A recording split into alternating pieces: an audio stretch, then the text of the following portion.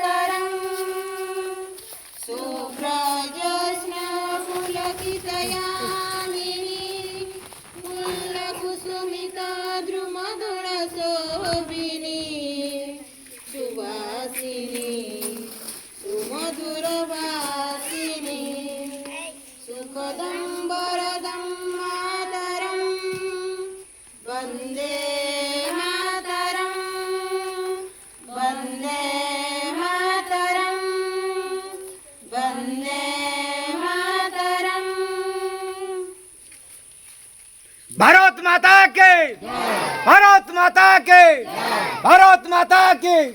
स्वाधीनता दिवस के, स्वाधीनता दिवस को, स्वाधीनता दिवस को महात्मा गांधी के, महात्मा गांधी के, महात्मा गांधी के, सरदार वल्लभ भाई पटेल के, सरदार वल्लभ भाई पटेल के, सुभाष चंद्र बोस के, सुभाष चंद्र बोस के, सुभाष चंद्र बोस के जय जय। वंदे वंदे वंदे।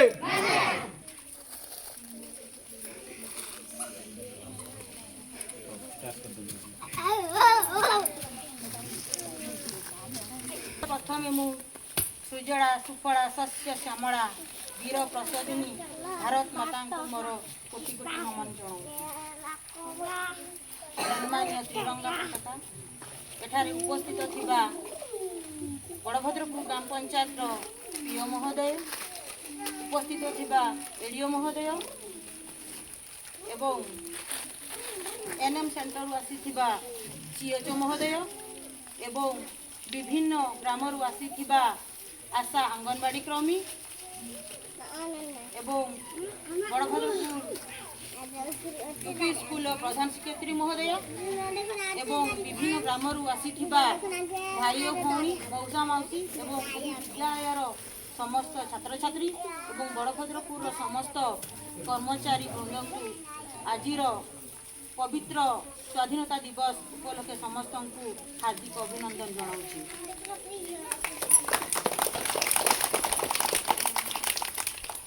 आज हूँ अगस्ट 15 2026 मसीहा 80तम ସ୍ୱାଧୀନତା ଦିବସ ସାରା ଦେଶ ପାଳନ କରୁଛି।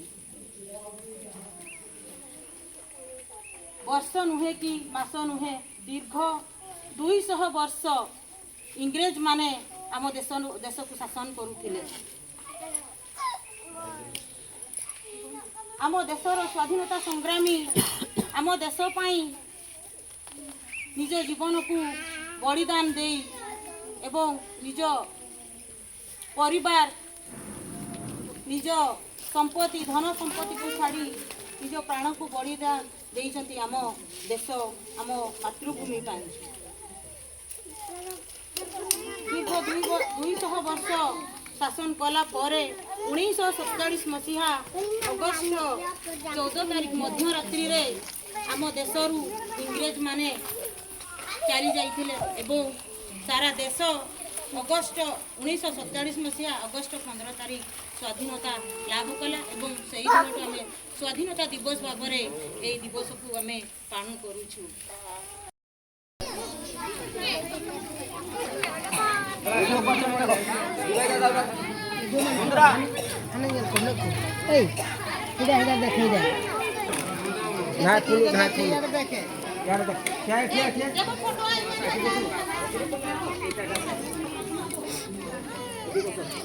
ଦିବସ